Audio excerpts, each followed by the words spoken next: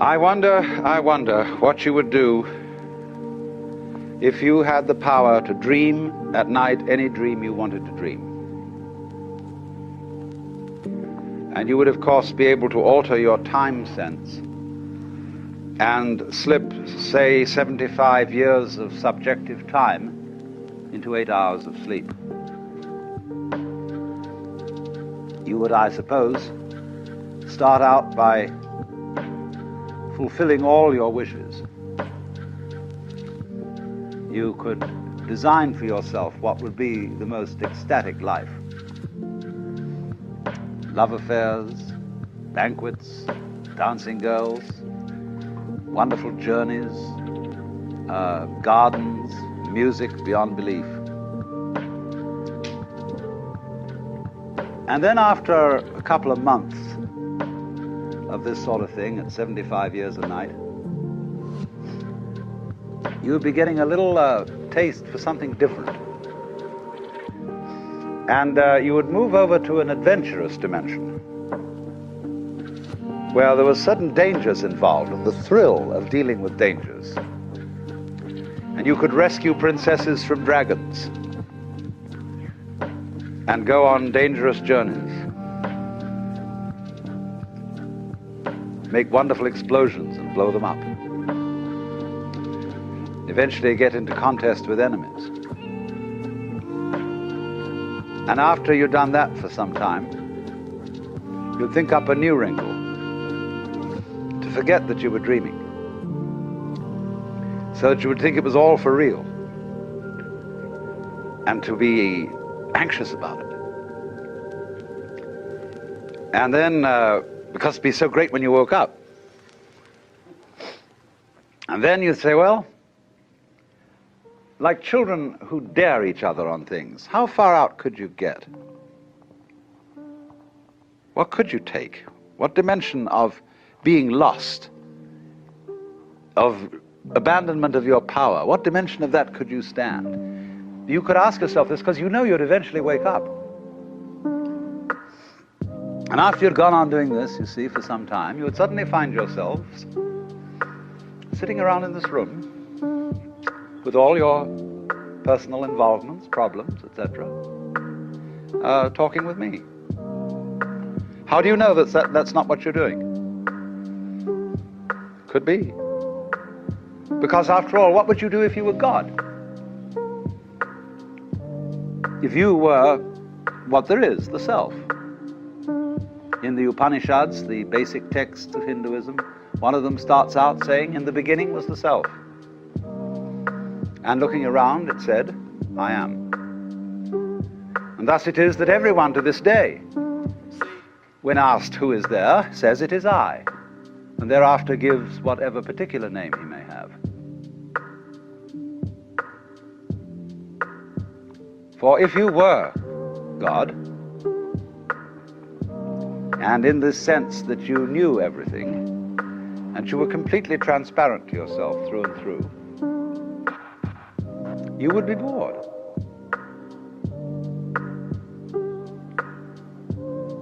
Because if, looking at it from another way, we push technology to its furthest possible development, and we had, instead of a dial telephone on one's desk, a more complex system of buttons,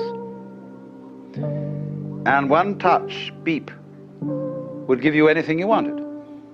Aladdin's lamp.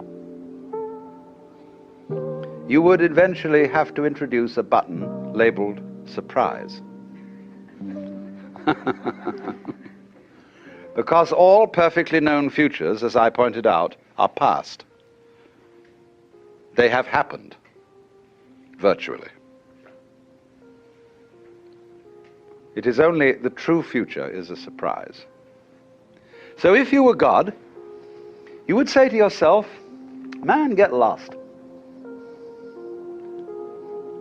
And it's strange that this idea is obscurely embedded in the Christian tradition, when in the Epistle to the Philippians, St. Paul speaks of God the Son, the Logos, the Word of God, who is incarnate in Christ, and says, "Let this mind be in you which was also in Christ Jesus, who being in the form of God thought not equality with God a thing to be clung to,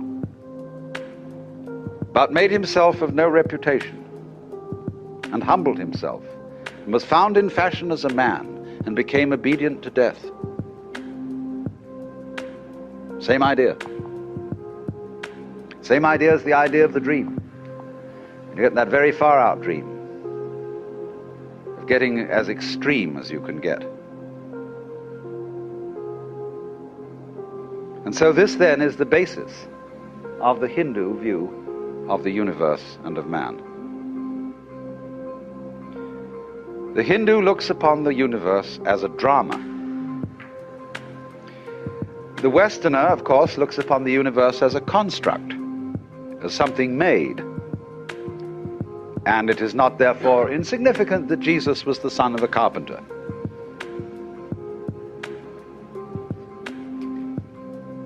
The Chinese looks upon the universe as an organism, as we shall subsequently see. But the dramatic idea is basic to Hinduism.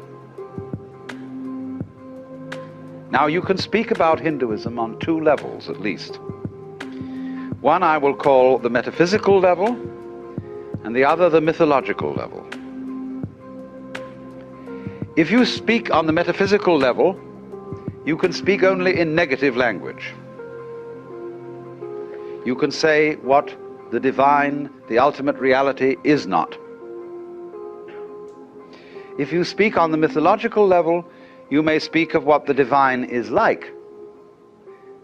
Because myth is not a falsehood, as one uses the word in a sophisticated way. A myth is an image, a concrete image, in terms of which man makes sense of the world. And thus the idea of God the Father, or God the Maker, is a myth, because it's an image. And Christian theologians distinguish equally between two kinds of theological language, which are respectively called cataphatic and apophatic. Apophatic language is negative, as when we say God is infinite and eternal. Cataphatic language is mythological, as when we say God the Father, God is love, and all the positive designations. We are not saying God is a cosmic male parent, but is analogous with the Father. So with Hinduism. But what I'm going to speak to you in, first of all, is the mythological language of Hinduism. The idea of the universe as the big act. The universe is God playing hide and seek with himself. For God is thought of fundamentally to the Hindu as the self, the cosmic I. And it is a basic proposition for the Hindu that only the self, the Godhead, is real. There is nothing other than the Godhead. So that the appearance, the feeling that there are other things than the Godhead is called Maya.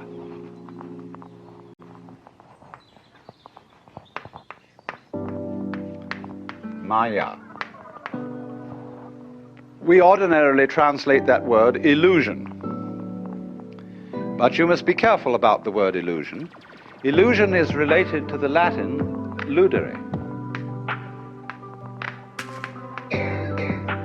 And that means play. And this is why the analogy of the world is dramatic. It's a play. In the sense of a stage play. Now, when you go to the theater, you know what you're going to see is not for real. Because the proscenium arch tells you that everything that happens on the far side of that arch is only in play, not serious. But the actor, and you will hope that he will be good at it, is going to try and persuade you that it's for real. So that he will so move you that you are crying or sitting in anxiety upon the edge of your chair. And so the audience is almost persuaded to be taken in. Now, what about if this would happen with the very best actor of all, the great actor? The audience would, of course, be completely taken in. But in this case, of course, the actor and the audience are the same, the self. The self has thus the capacity to abandon itself, to forget itself, to hide from itself, and thus to make the most completely convincing illusion, but in play. And so the activity, the creative activity of the Godhead in Hinduism is called Leela, which means play. Our word lilt is related to it, I think. But so also in the book of Proverbs, you will find a discourse being given by the divine wisdom. The Lord possessed me in the beginning of his ways before his works of old. I think it's the 22nd chapter of Proverbs, in the course of which the wisdom says that its delight was to rejoice, the King James Bible says, in the presence of God and with the sons of men. But the Hebrew translated rejoice says play. Rejoice is a sort of dignified Elizabethan, but it says play. And St. Thomas, aware of this, said that the divine wisdom was above all to be compared with games, because games are played for their own sake and not for any sort of ulterior motive. So also music is a kind of non-purposive thing, because you don't either play music to reach a destination, nor do you dance to reach a particular place on the floor. It is the doing of it itself that is important, because after all, if the object of music were to gain a certain destination, those orchestras that played fastest would be considered the best. So the idea is that that dancing and music, more than other arts, represent the nature of this world. That it is playful, that it is sport. That it may be sincere, but is definitely not serious. And as G.K. Chesterton well put it once, the angels fly because they take themselves lightly.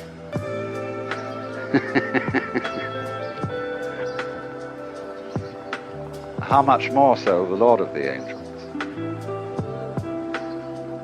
So if a beautiful lady should say to me, I love you, and I were to reply, are you serious or are you just playing with me? That would be quite the wrong response, because I hope she's not serious and that she will play with me.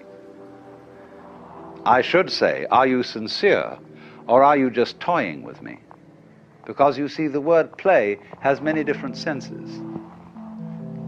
A person who is playing the organ in church is certainly not doing something trivial. When you go to see a play called Hamlet, you're not seeing something trivial. When the concert artist plays Mozart, he is certainly entertaining you, but it's not a trivial entertainment. But on the other hand, we would use play in quite a different sense, when we mean just fooling around, doing it for kicks. So it is fundamental, as a matter of fact, to both the Hindu and the Christian traditions, that the universe is the play of God. But the Christian thinks of it in the terms of construction play, like building with blocks. And the Hindu thinks of it as dramatic play, of the actual participation of the Godhead in the creation, so that every being whatsoever is God in disguise. Hinduism speaks of the Godhead as, uses the word Brahman. This is a neuter form in Sanskrit from the root 𝗵, which means to grow, to expand, to swell. the neuter form Brahman does not have quite the connotation then, you see, of kingship that we will find attached to the Western idea of God, but is also referred to as Atman. And this word we translate ordinarily the self. So you can have the para, param, you put the M in to connect the particle. Paramatman, which means para, the supreme self, or sometimes just the Atman alone, and that means the self in you. But the fundamental principle of Indian philosophy is Atman is Brahman. Your self is the supreme self. Or it is expressed also in the formula Tat Tvam Asi. Colloquially translated, you're it. Or Tat, that, Tvam, Latin tuam, you, Asi, are. You are that thou art. Tat, of course, is the first word uttered by a baby. Da, da, da, da, da, da. And fathers flatter themselves that it's saying da-da. It's not. It's saying that. Da, da, da, da, da, da. And so it's pointing to thatness in everything. It's very important to see this. Because everything is just that. I can say it in a negative way, which you won't appreciate at first, perhaps. Everything is meaningless. Only words have meaning, because they point to something other than themselves. The sound water is undrinkable, but it points to the drinkable reality. When you say, though, what is that, pointing at the water, and somebody says water, he's not being correct, because what you're pointing at is not the noise water. So it's not water. It's that. Da. And water's a kind of jazz. And it's just doing that. And you can get to see, too, people are a kind of jazz. They talk and communicate with each other, but what does that mean? Well, they get together and they make more people, and they do this and they do that, and they eat and they go on doing this jazz, but it's just jazz. And you begin to see, as you do that, everything's like music, you see. It's all these complicated vibrations, in all kinds of ways. That's that, or thatness, ta-ta-ta, also called in Sanskrit. So anyway, this is the fundamental notion that you are really what there is, the works. Only you're playing hide and seek with yourself, and on a stupendous scale. Hindus measure time in units which in Sanskrit are called kalpa. And a kalpa is a period of 4,320,000 years. And there are two kinds of kalpa. One is called manvantara,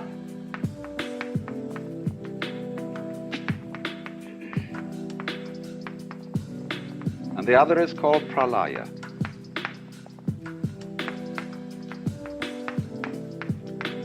Manvantara is the kalpa in which the universe is manifested, in other words, in which God puts on his big act. And pralaya is the succeeding kalpa in which the universe is unmanifested, and the Godhead does not dream, but is awake to its own nature.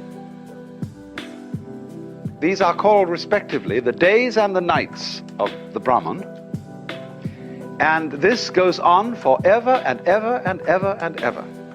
The days and nights adding up into years and centuries and eons. They speak of crore. There's a Sanskrit measure, crore, C-R-O-R-E. Sort of a word that really I think means umpteen. Crores of kalpas. And this is the in-breathing and the out-breathing. There's the word 𝗙𝗪. And this word in Sanskrit, 𝗙𝗪, means a swan or a big water bird, like a gander. There's a myth that there is in the beginning the divine bird which lays the egg of the world. And the egg splits, and the upper is the heavens, and the lower is the earth. So when the worlds are manifested, the Lord breathing out says, hung. And when the worlds are withdrawn, the breath comes back. Hung. But if you say hung sa, hung sa, hung sa, hung, it becomes sa hung, sa hung. Sa, ahang. That means, sa means that, the truth, ahang, I am that. It's like, imagine, when we get to the final moment in which the world is blown up. You know, imagine the countdown. This is the end. Somebody's pushed the button. 8, 7, 6, 5, 4, 3, 2, 1.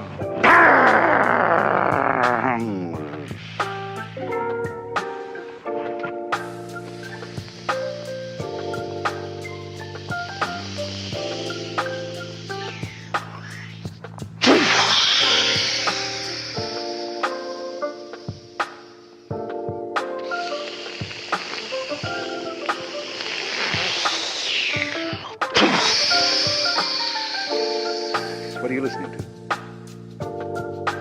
Sound of the wave.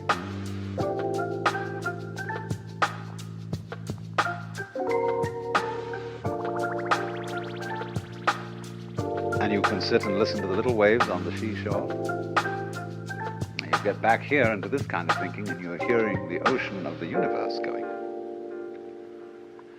And that's your breathing too. It's all one rhythm. So it may be that every star was once a planet populated by intelligent people who found out about the fundamental energy of the universe and blew themselves up. And as they blew up, they scattered all kinds of stuff out which became little planets. Which in a long time, life started all over again. Because the Hindu theory is very odd. Every kalpa in the Manvantara period, where there's a manifested world, is divided into 4 subdivisions of time, each one of which is called a yuga. That means roughly an epoch or an era. And there are 4 yugas, and they're named after the different throws in the Indian game of dice. There are 4 such throws, and the first is called Krita. That means, Kri means to do, as when we say something is done, truly done. It's the perfect throw of 4. The second is called Treta, which is the throw of 3. The next is called Dvapara, which is the throw of 2. And the final one is called Kali, which means the worst throw, which is the throw of 1. Now, each of these periods of the kalpa are of different lengths. Krita is the longest, and Kali is the shortest, and so ranged. So that when the world is first manifested, as in those dreams that I were mentioning to you, the world is in a golden age to begin with. It's perfect. And that is the longest period of time. Then when we get a little bit more adventurous, you see, the Treta means that in this era, a kind of disharmonious element enters into things. It's like a three-legged chair isn't so secure as a four-legged chair. It's just a bit inclined to tip. And as it were, a fly in the ointment, a snake in the garden. Then comes Dvapara, in which the forces of good and evil are equally balanced. And finally Kali, which is the shortest period, where the forces of evil are triumphant, and the world is destroyed at the end of it. For then the Godhead appears in the form of Shiva, who represents the destructive aspect of the divine energy, and whereas Brahma is the creative, Vishnu the preserver, Shiva the destroyer. But Shiva is always the destroyer in the sense of the liberator, the guy who breaks up the ruts. And he comes on with a blue body and 10 arms and a necklace of skulls. Indian gods have many arms because they are cosmic centipedes. They do all things without having to think about it. Like the centipede doesn't have to think about how to manipulate its legs. Like you don't have to think how to grow your hair. And as Shiva dances what is called the Tandava, which is the dance of destruction at the end of the cycle, at the end of the kalpa, you will see that his hands contain clubs and knives and bells, but one hand is like that. And that gesture means don't be afraid. It's a big act. It is all, as it were, the outflowing of your own consciousness, of your own mind. Now then, the Hindu life is related to this cosmology.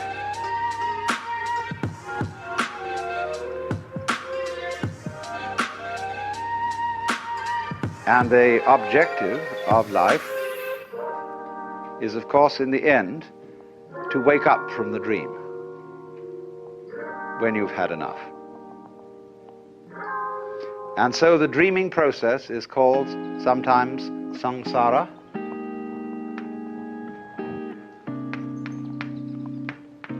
Samsara is the round, the rat race. And samsara is divided into 6 divisions.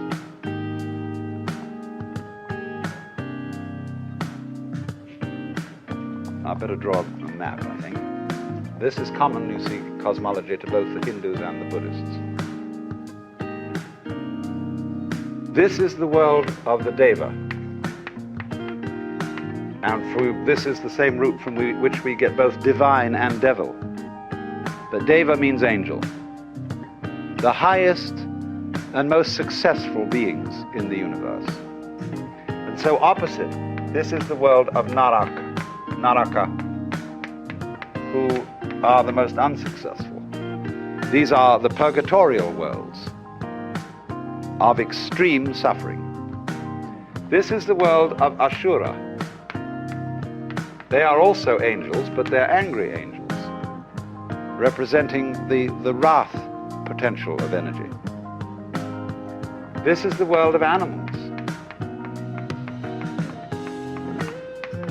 This is the world of preta, for which we have no English equivalent. They are hungry or frustrated spirits who have enormous stomachs but mouths only the size of needles. Vast appetite and no means of fulfillment. And this is the Manu world, that is to say, the world of man. You don't have to take this literally. You could say, when you are extremely happy or ecstatic, you're here. When you are miserable, you're here. When you're dumb, you're here. When you're mad, you're here. When you're frustrated, you're here. But when you're more or less your normal, rational self, you're here. Now, so all life, through the period of the kalpas, goes grinding around this wheel. And if you go up, and you succeed, and you get to the top, you have to come down. They don't see success, in other words, in the world as a method of liberation, because it implies failure. So the idea of liberation, which is called moksha,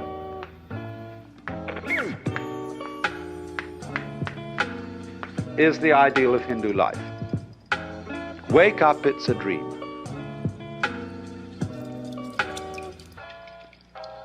And in time, there is no hope in time. Everything is going to get worse in time.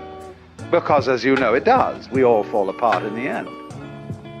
Everything falls apart. Institutions, buildings, nations, it all crumbles. And people say, well, that's an awfully pessimistic philosophy. Well, is it? I would rather say that the people who have hope in the future are the miserable people. Because they're like donkeys, chasing carrots that are dangled before their noses from sticks attached to their collars. And they pursue in vain, always hoping that tomorrow will be the great thing, and therefore incapable of enjoying themselves today. People who live for the future never get there, because when their plans mature, they are not there to enjoy them. They're the sort of people who spend their lives saving for their old age, and trying to teach their children to do the same thing, so that when they retire at 65, you know, they have false teeth and wrinkles and prostate trouble and all that sort of thing. Where were you going? What did you think it was all about? Furthermore, the fact that life is transient is part of its liveliness. The poets, in speaking of the transience of the world, always utter their best poetry. You know, our revels now are ended, and these our actors, as I foretold you, are all spirits, and are melted into air, into thin air. And like the baseless fabric of this vision, the cloud-capped towers, the gorgeous palaces, the solemn temples, the great earth itself, aye, all which it inherits shall dissolve. And like this insubstantial pageant faded, leave not a wreck behind. We are such stuff as dreams are made of, and our little life is rounded with a sleep. And said so well, it doesn't seem so bad after all, does it?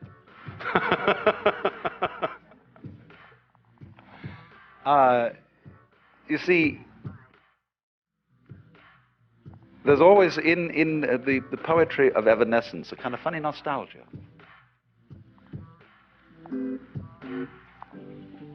Moralists will say, those lovely lips which you so delight to kiss today will in a few years rot and disclose the grinning teeth of a skull. So what?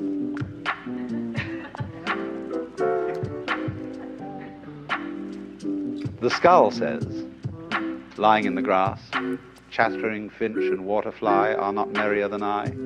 Here among the flowers I lie, laughing everlastingly. No, I may not tell the best. Surely, friends, I could have guessed. Death was but the good king's jest. It was hid so carefully. And monks used to keep skulls on their desks. And people nowadays think that was very morbid. I went and visited a chapel in the Via Veneto in Rome, where there's a crypt where all the altar furnishings are made out of human bones. The altars are piles of skulls. There are rib bones arranged across the ceiling like floral patterns, with vertebrae representing flowers. And they're all dead Capuchin monks. And there's a funny little monk collecting the admissions up at the top. And he has one of the funniest grins on his face I've seen in a long time. I said to him, you know, on the day of resurrection, there's going to be an awful lot of scuttling up this narrow staircase. People trying to reassemble their bones. Oh, dear Father, isn't that my fifth metatarsal? So,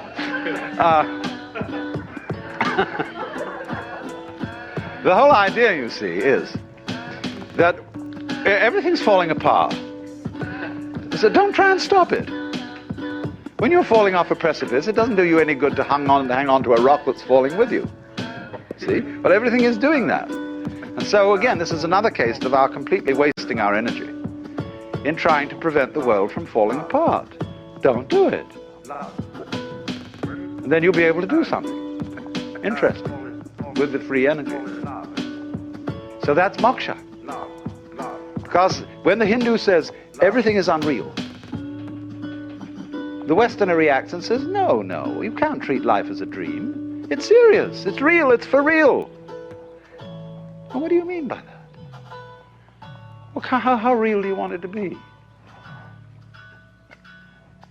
This is, in other words, everything, insofar as it's falling apart, everything is changing, it is like smoke.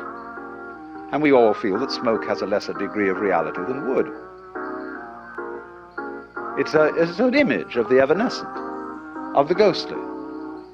So there's this idea the whole world is this mirage. That doesn't mean it's a bad thing. It's only bad if you cling to it, if you try to lean on it. But if you don't lean on it, it's a grand illusion. So the word maya means not only illusion, but it means art, it means magic, and it means creative power. So this is the big act. And it's perhaps easier to feel the world in that way in a tropical country where death is very common and where you just watch things dissolve before your eyes and yet burst out and grow again. The whole world is changing. Maybe easier to think that way than in our environment. Although when you're out in California, the human landscape changes so fast that no town is the same for 2 years. Any mailing list that you have changes 1/3 addresses per annum.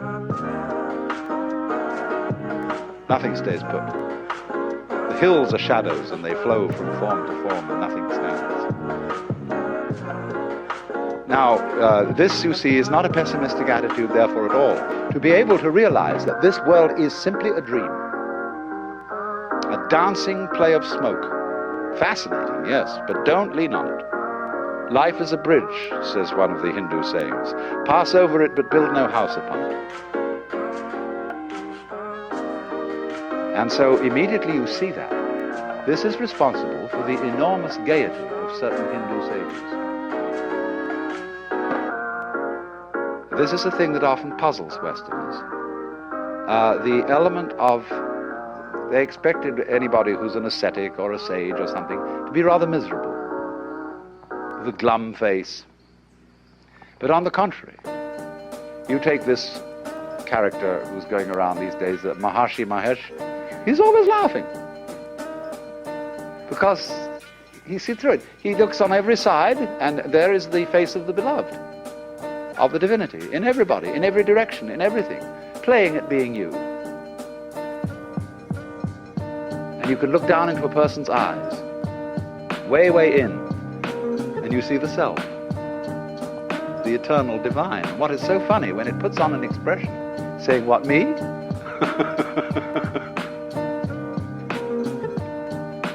And the guru, the teacher.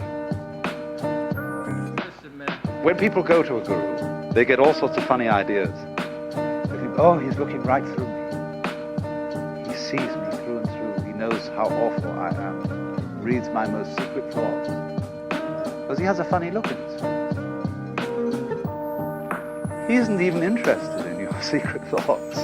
He's looking straight at the Godhead in you, with a funny expression on his face, which is saying, why are you trying to kid me?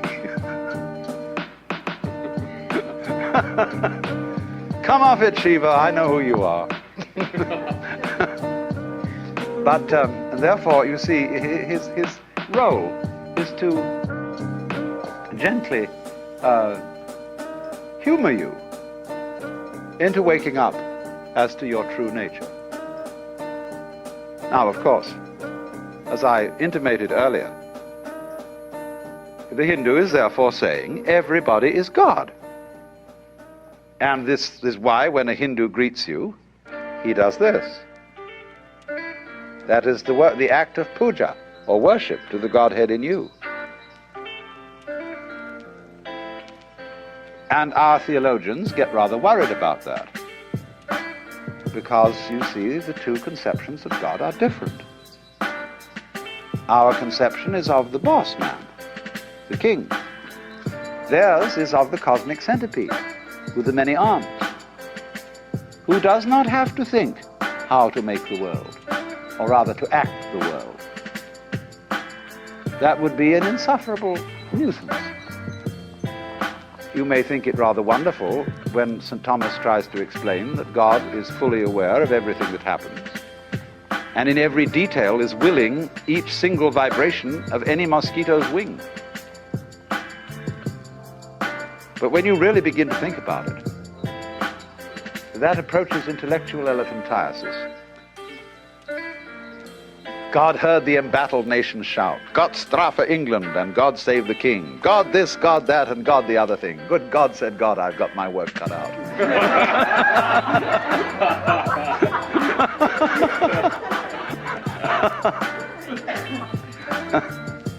So therefore, when somebody in India suddenly announces that he's God, nobody accuses him of blasphemy or of being insane. They say simply, "Congratulations, at last you found out." And they don't immediately request a miracle. As you see, if we get across someone who says, "I'm God," or "I'm Jesus Christ," they say what they said to Jesus Christ in the first place. "Command that these stones be made bread." And you know, he used to wangle out of it by saying, "A wicked and deceitful generation seeketh after a sign, and there shall no sign be given." The Hindu would say, "But there is no point in changing it. It's going the way I want it to anyhow." Only really and truly, there is not this idea of God the technician, but rather the power of omnipotence is not to be able to do anything, but to be doing all things, whatever it is that's going on, and spontaneously, without having to think about it, which is very clumsy. Now then, I must say something about how then this relates to the life of the Hindu. The Hindu divide life into certain stages, what are called the ashramas. The first is called brahmacharya, the second grihastha, and the third vanaprastha. Brahmacharya means the stage of the student, the apprenticeship. Grihastha, the stage of the householder. And vanaprastha, the stage of the forest dweller. This is related to cultural history of early India. Before we have agrarian communities, we have a hunting culture, which is on the move. In a hunting culture, every male knows the whole culture. There is no division of labor. And the holy man of the hunting culture is, of course, called a shaman. A shaman is a realized man, a man who knows the inner secret. He's seen through the game. And he finds it by going away alone into the forest and cutting himself off from the tribe. That is to say, from social conditioning. And he goes maybe for a long period into the forest and comes back. He's found out who he is. And he sure isn't who he was told he was.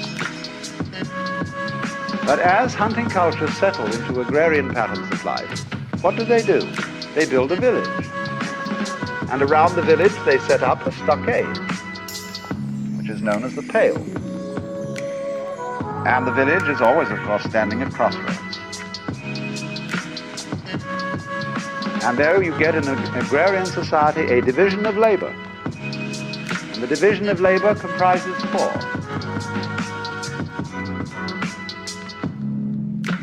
In medieval Europe, we call them lords spiritual, lords temporal, commons, and serfs. In India, they are Brahmins, Kshatriya, that means fighters,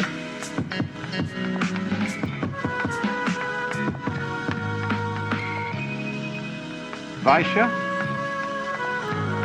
merchants, traders, Shudra, laborers.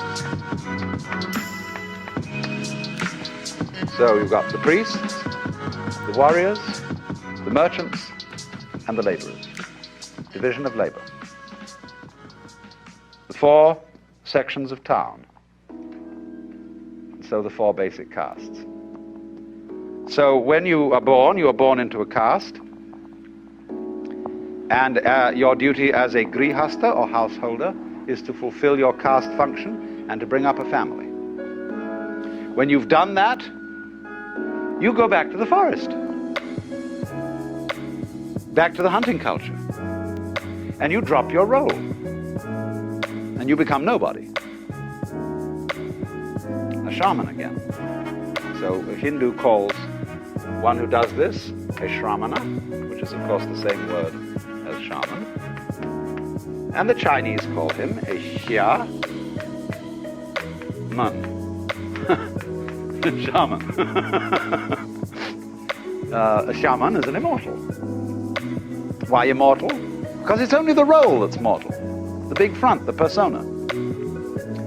The one who you really are, the common man, that is to say the man who is common to us all, which you could call the son of man, that's the real self. That's the guy who's putting on the big act. And of course he has no name. Nobody can put the finger on it, because you can't touch the tip of the finger with the tip of the finger.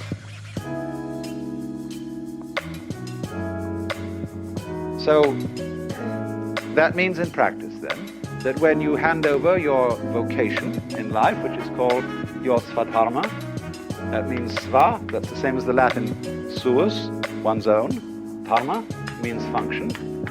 Your own function, or we would call your vocation. When you've completed it, you drop out and become nobody.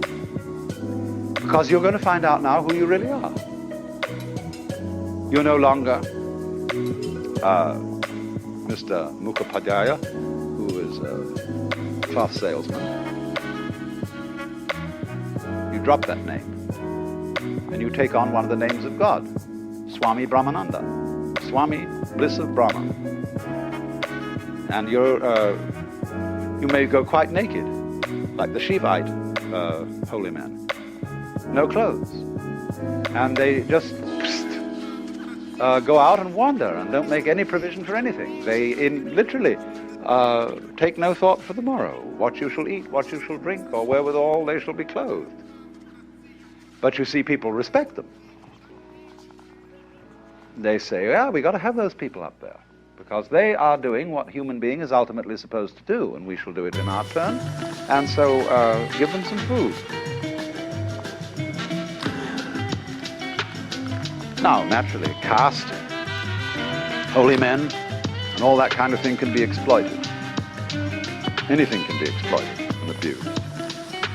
But we can look at it all and say, what a mess. Why don't you do something for yourself? Why don't you kill the sacred cows that eat them? Why don't you clean up? Why do you permit all this disease?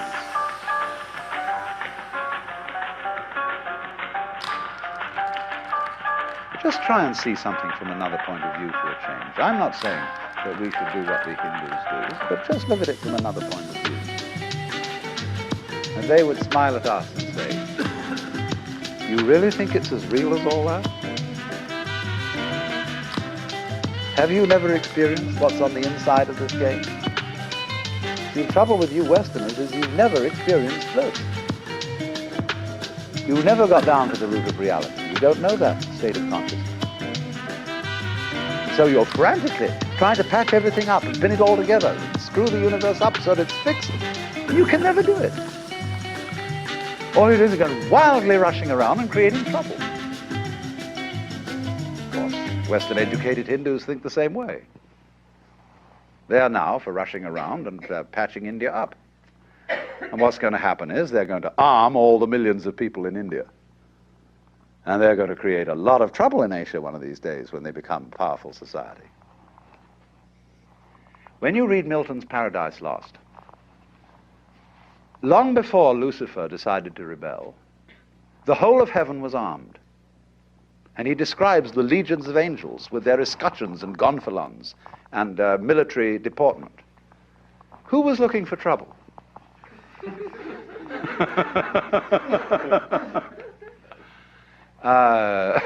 Lucifer was a good guy back then, you see? The bearer of light. So the Hindu looks at our Christianity, though, and sort of thinks, my goodness, here is the eternal self. But in the idea of Christianity, the Godhead is having a real far-out one. Because not only is he incarnating himself, say, as some wretched beggar, but he's incarnated himself as a Christian soul who believes that in this one short life he will decide his eternal destiny. And the possibilities of making a mistake are far greater than of being a lousy beggar. The possibility involved in the Christian gamble is to fry in hell forever, and ever and ever and ever. Even the 𝗹𝗶𝘀𝗁 hell at the bottom of the Naraka only goes on for about 1 kalpa. But the everlasting damnation, what an idea. So the Hindu says, bravo, God has really done a dare on himself this time to be a Christian soul.